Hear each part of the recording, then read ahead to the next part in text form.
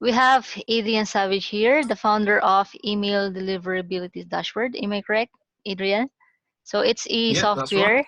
Yeah, so it's a software that helps marketers to lessen the probability of it going to spam folders. Okay, Yeah, so can you that's tell it. me more about I have a few more. I have a few questions to ask about Okay. email deliverability. Okay, so first, what's the difference between delivery and deliverability? Okay, so most people confuse the two because if you're sending an email from your Gmail or your Microsoft Outlook or whatever it is, you're just expecting that when you send that email, then it just gets to the other person, they open it and they read it. But what people don't realize is there's quite a lot of steps in the process. And normally, whatever system you're sending your email from, whether it's Gmail or MailChimp or ActiveCampaign or Hotmail or whatever it is, then the job that they've got is to send it to the computer where the other person's mailbox lives. And that's normally going to be something like Gmail or Hotmail, something like that. And the actual delivery is getting the email as far as that server. So let's supposing that I'm sending you an email, and let's say that I'm on Gmail and you're on Hotmail. So my Gmail computer will send a message to Microsoft Hotmail saying, hello, I've got an email for Shenalyn, will you accept it, yes or no? And then the Hotmail server replies back either saying, no, I don't like you, go away. And that's what's known as that's an email bounce. So that might be because the email address doesn't exist, or it might be just because the server doesn't like the person who's sending the email. But assuming that they accept that for delivery, then that is where Gmail or MailChimp or ActiveCampaign, whoever you're using, that's where they've done their job. They have delivered the mail. But what we don't know at that point yet is whether it's actually reached the inbox or not. So probably the biggest comparison is if you imagine that the postman has got an envelope and he's going to post it through your door. Once the postman has posted it through the door, then he's delivered it. But we don't know if someone's waiting the other side of that door to actually open the mail or not. They might not see it. The dog might grab it and run away with it, something like that. And the equivalent of the dog that we've got running away with things is businesses like Gmail, Hotmail, that decide whether or not they're going to put the email that you've just sent into the inbox or into the spam folder. And there's lots of different pieces of data that they use, lots of different algorithms they use to make that decision. And deliverability is generally seen as getting into the inbox as opposed to the spam folder, the promotions tab or something like that. And more technically, then it's probably inbox placement, but most people refer to it as deliverability. So there's two parts. There's, has the email actually been delivered to the server where your email address lives? And then the deliverability part is, has it made it into the inbox as opposed to the spam folder or something like that? Does that make sense? Yes, that makes sense. Because I'm part of a Perfect. few groups like Active Campaign, Infusionsoft, and Entreport. And lately, I've been hearing about issues with deliverability, and most of it are their emails are getting delivered into spam folders when a few weeks ago they are not. There's no issue with emails going to their spam. So can you tell me more the reasons why emails went to spam? Because I know there's Sure. issues with um, words triggering email contents triggering spam filters. There's also issues with DFK. I don't know about the term because it's more into developers are more familiar with the term SPF. Mhm. Yeah. So can you tell me more So about that? sure, because there's always lots of reasons why emails don't get through, and one of the most common myths that people still believe is that the deliverability is mostly dependent on where you send the email from. So a lot of people think that if they switch from ActiveCampaign to Infusionsoft, or they switch from Infusionsoft to MailChimp or whatever, they think that's suddenly going to magically improve their deliverability. And maybe that was the case 5 or 6 years ago, but these days, then the platform you're sending your emails from is a very, very small part of the equation. And the bigger reason that your emails won't get delivered is probably because of your own personal sending reputation that's known as your domain reputation. typically, Right. when you see deliverability going down, then it's more likely to be external factors, and probably the best example of this is Black Friday. So, we get to November every year, and everyone's sending their Black Friday launches, their promotions, things like that, and suddenly the volume of email doubles overnight. And when that happens, unfortunately, the volume of spam also goes up. So that means that the mailbox providers like Google, Microsoft, Yahoo, then they are suddenly going to increase the sensitivity of their spam filters. So it means that what was very easy to send through yesterday suddenly becomes much harder, just because more people are sending emails. And what we're seeing right now with the current situation where most of the world is locked down, everyone is sending lots more emails.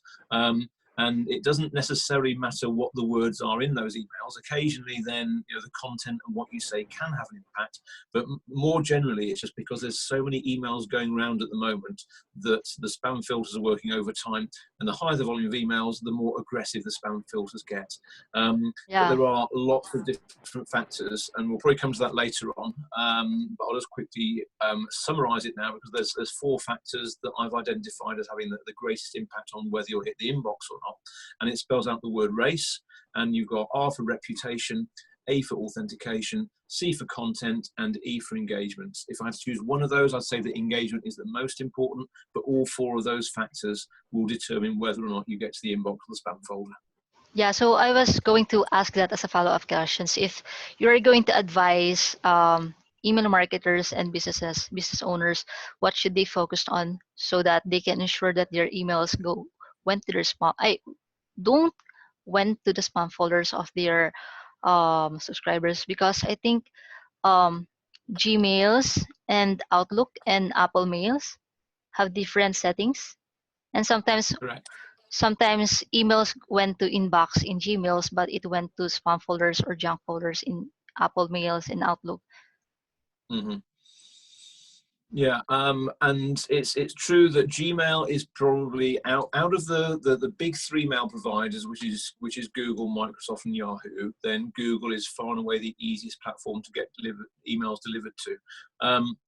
The issue we've got, particularly with Microsoft and Hotmail and Office 365, is that they have much more aggressive spam filtering, and they're much more likely to consider bulk marketing emails as junk rather than just true spam.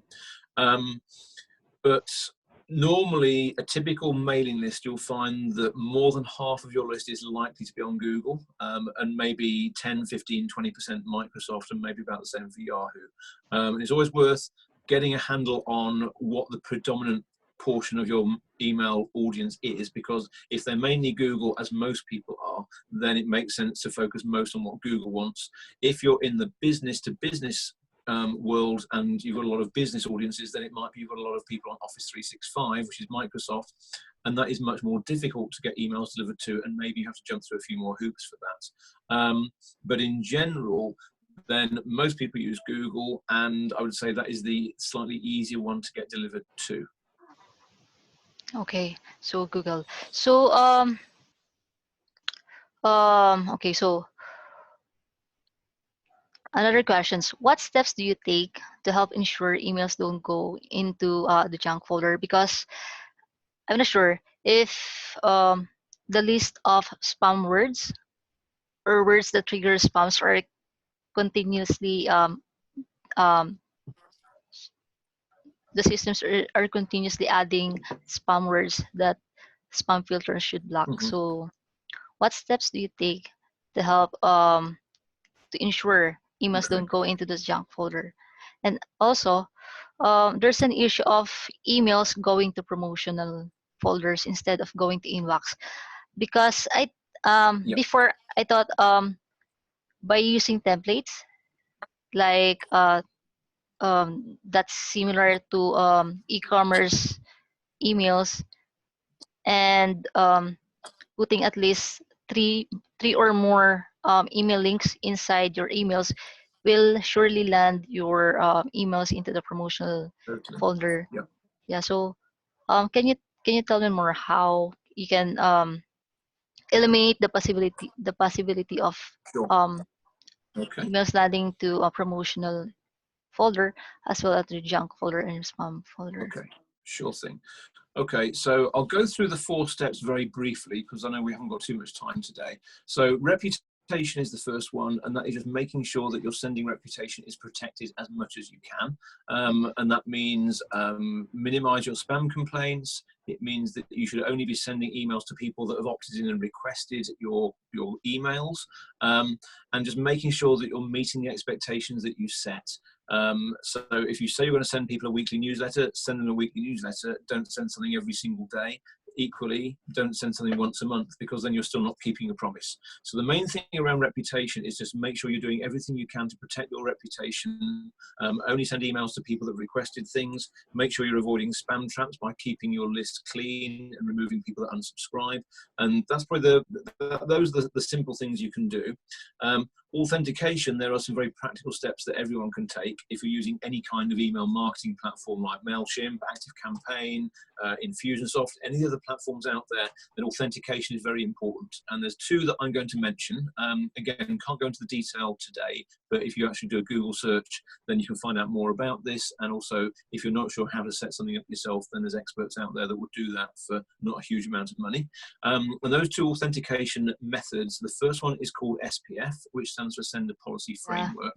And what that does is that tells the world which platforms you trust to send mail on your behalf. So let's suppose that you're using ActiveCampaign and you've also got a G Suite account for your business domain. So you need to make sure that you can only have one SPF record, and it must list, in this case, Google server and ActiveCampaign server, saying that you trust both of those. And as long as that's set up, that's going to improve the chances of your mails being accepted for delivery. And then the second thing you set up then is something called DKIM, which stands for Domain Keys Identified Mail, DKIM. And that's actually a setting that you have to go into on your email marketing platform.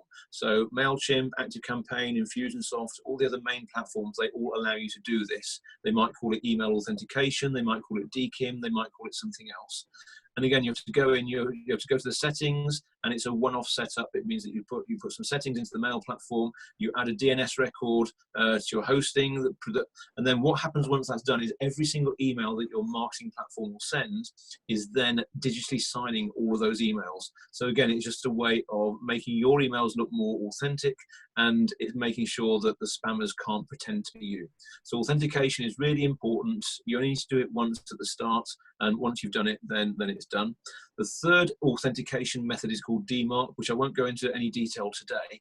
The main purpose of that is if your emails are being faked by someone else, you can use DMARC to stop that. If you've got everything else set up, it's worth doing DMARC just because it makes you look slightly more legitimate. But I say that because it's easy to get that wrong, only do DMARC if you know exactly what you're doing. So those are the three authentication methods. Content, I won't spend too much time on either. The main thing with content is your emails need to be very genuine and authentic. Don't try and game the system by hiding words. Some people still try and change the word free to put in some kind of asterisk in the middle and things like that. But the truth now is that content filters and spam filters are they are more intelligent than all of us put together. The amount of artificial intelligence they've got on the content filtering now is massive, and it's moved on a long way from when it was just looking at a list of spam trigger words and things like that. Yes, if you put the word Viagra into your email, then it probably will still end up in the spam folder. But it's looking much more around what does the email look like, how does it read, does it sound like the other emails that you sent in the past, have you suddenly changed? And also, they're also looking at what your audience's response is to those emails. So if lots of people hit the spam button on the emails that you send out, then your reputation suffers as a result of that. And that's more likely to hit you than the actual content itself. But certainly, don't put unnecessary things into your emails. Don't make them too wordy, but just be you at the end of the day. As you said, the number of links in an email matters, the number of images in an email matters, because the more links, the more images you've got, the more likely you are to end up in the promotions tab in Gmail rather than the inbox. So a good rule of thumb there is to only have one main image and maybe another image in your signature block or something like that, and only one or two links, because if you're using an email marketing platform, it will put an unsubscribe link at the bottom automatically, and you can't stop that, and that counts as one of the links. So always minimize the number of links, minimize the number of images, and it's been proven time and time again. You need to test this with your own audience to make sure it's right in your case, but 99% of the time, plain looking emails will always outperform beautiful graphical emails with lots of images and headers and stuff like that. If you've got an email that looks like it was written from someone's phone or from their Gmail or something like that, it just starts, "Dear Adrian," and it's just a normal email, that is much more likely to be opened and read and acted on than if it's a very pretty graphical email. So bear that in mind, but always, if you're making changes to what you're doing already, test it with your audience and make sure that the performance improves, it doesn't get worse. If not, go back to what you were doing. And that's the content. But I'm going to spend longest talking about engagement because that is the one most important thing that has a huge, huge impact on your reputation and your ability to get into the inbox. Because the biggest mistake people make nowadays is they think they can still build a massive email list and then just mail the hell out of it and keep mailing everybody until they buy, they die, or they Yeah. unsubscribe. And those days sadly are gone. If you do that now, you're going to shoot yourself in the foot and you'll see your reputation goes down, your open rates go down, and before you know it, and I've got clients that have done this, every single email they send is ending up in spam because nobody wants to read them anymore. So it's really, really important that you don't send emails to people that aren't opening them. That is the most important thing of everything, because engagement is measured two ways. You can look at engagement on your email marketing platform, and if someone opens an email or they clicks on a link or if they fill out a web form, then that's giving you a sign that they've engaged, and you should continue to mail those people. If the mailbox providers like Google and Microsoft, they're looking for people opening emails, replying to emails, maybe rescuing them from the spam folder, maybe adding your email address to their address book. Replying to an email is the best form of engagement you can get, though. So it's always worth occasionally suggesting that your audience reply to you when you send an email out. But if you do that, make sure you can reply back. Otherwise, you look a bit of an idiot. So it's always important to make sure that if you start a two-way dialogue, make sure that you can continue the conversation. But once you're managing your engagement, everything else gets easy, because effectively, and I always say I can double someone's open rate overnight. And the way that I will do that is I'll just remove half of their email list where nobody's opened anything recently. And if you do that, then obviously simple mathematics says that the percentage opening your emails will increase. The number of people won't, but what Google, Microsoft, and Yahoo, and most of the other mailbox providers are looking for now is what proportion of your emails are being opened. They will love people that send lots of good content where the emails are being opened. If you've got a 5% open rate right now, then it means they're not going to like you very much, because they can see that most people aren't interested in what you've got.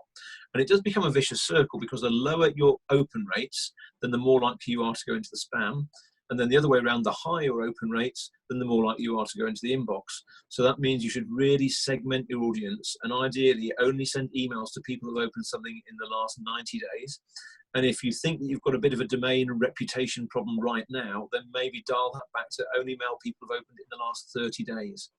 And that can be quite a challenge, because people, if they've got a fairly small list already, or if they're not getting many new contacts added when they're building their list, then people don't like to let go of these people that haven't opened something. But the statistics are very clear that once you get past 90 days, then if you're lucky, maybe 1, maybe 2% of people might open emails. So occasionally, maybe mail those people. But once they reach 90 days, then I suggest that you put them through what's called a re-engagement campaign, where you just send them maybe 2 or 3 emails. The first one saying, "Hey, I don't think you've opened my emails for a while. Do you want to stay on my list? If you do, then I've got a special bonus for you." The second one might check in and just ask a quick question. And then the third email is saying, "Hey, it looks like you're still not opening my emails. It sounds like this is goodbye. If you don't respond in the next 24 hours, I'm going to remove you from my list." And then ideally, you shouldn't mail those people after that. If you manage your engagement that way and only send the mails to people that have opened most recently, then that's going to make the biggest difference. And the clients that I've worked with that have done that, some of them use the software that I've got to make that life easier, but you don't have to. You can just use the reporting tools that most platforms have got. Then it is possible to double or even triple your open rates just by managing your engagement very, very carefully. And that is probably the biggest tip. Yes, there's other things. Authentication matters, the content matters. But if there's only one thing that you're going to change first, I'd say stop mailing the people that haven't opened your emails for a while. I also suggest that it's a best practice email marketing practice to always segment your contacts, and Yep. to always have an email to clean up your email list for those people who unsubscribes, and for lower Definitely. engage or subscribers who are not engaging to your email list. Yeah, so that, thank you for that, Yeah, all Adrian. open make a difference. Definitely. Pleasure. Yeah, yeah. So suggested that your email tool inside Infusionsoft group because of I'll ask some you are to having appreciate spam that. issues as well. Yeah, can you Yeah. tell me more about that? Sure. So Deliverability Dashboard is a set of tools. Some of them are free and some of them are paid for, and they're all designed to help you manage your email reputation, your deliverability, your engagement better. So it all starts with a free email health check, and if you want to try that out, then that's totally free of charge, and the address is just emailhealthcheck.net. And that works currently with Infusionsoft, with Keep, with ActiveCampaign, with MailChimp, with HubSpot, about to add constant contact support to that as well. And what the health check does, it just looks at how you've been sending your emails over the last year, how you've been managing your engagement, and it will give you a very simple score between 0, where things are really bad, or 100, where things are really good. And the higher your score, the more likely you are to have a good domain reputation, the more likely you are to be hitting the inbox. If you've got a low score, then that shows that you probably haven't been managing your engagement that well, and you might be more likely to end up in the spam folder. So broken down into 4 areas, it looks at how your new contacts are engaging, and it looks at how your existing contacts have engaged over the last 30 days, the last 90 days, and the last year.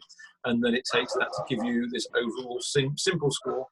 And then once you've looked at that, then there's other reports that are free around analysing your audience that will tell you how much you're on Gmail, G Suite, Office 365, Hotmail, and so on. You can look at how your new contacts are engaging. So that gives you a very good idea of how good or how bad your current sending reputation is, because if you can't reach new people when they sign up, then the chances are you've got a reputation problem right there. And then finally, there's the engagement report that just shows how you've been managing your engagement over the last 7 days, all the way up to the last 365 days. And again, from that, if you look at the 90-day figure there, then that will tell you how many people you should be mailing who opened in the last 90 days. And if you're mailing more than that number in the last 30 or the last 60 days, then that shows that you've got some room for improvement. So all those tools there just help you to understand where you're at right now.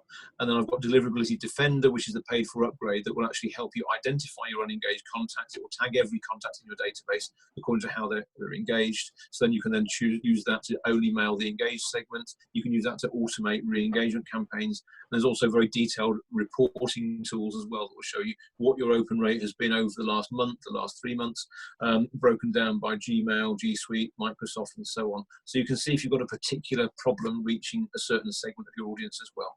So that pretty much covers all the tools there. As I said, you can start just by going to emailhealthcheck.net. That part is free, and the tools that go along, the reports that go along with that around engagement and new contacts and so on, they're free as well. So there's lots of really good resources there that can tell you where you're at right now, and also give you an idea of how you can improve. Oh, that's a very helpful email software, email marketing software. Um, yeah, so thank you for hopping on a call today, Adrian, and for sharing all those valuable Pleasure. details, information. Um, Thanks for to inviting me. help, yeah, yeah. So it's deliverability, and making sure that your content lands on your subscribers inbox. Doesn't just help businesses scale up the revenue, but also help the customer to have a great journey Perfect. inside your email list as well. So thank you for sharing those Yeah. Okay. Yeah. valuable information from you, Adrian. I think. No, don't think so. I think just thanks for having me on there. And I think, yeah, just the main thing I'd say is if you're using any kind of email marketing platform, then certainly any of the ones I mentioned, MailChimp, ActiveCampaign, HubSpot, Mm. Infusionsoft, Keep, Constant Contact, if you're using any of those platforms, then it's definitely worth checking out your email health score. Go to emailhealthcheck.net. And also any questions, then you're welcome to find me on Facebook, just facebook.com/Adrian Savage, and happy to answer any questions. Okay, so thank you as well, Roland. He mentioned he just dropped a comment in the chat box below that he's a newbie email marketing and need more study. So I hope, Roland, that Adrian's session helped you learn more about email deliverability and how it can help you as an email marketer as well as your client um,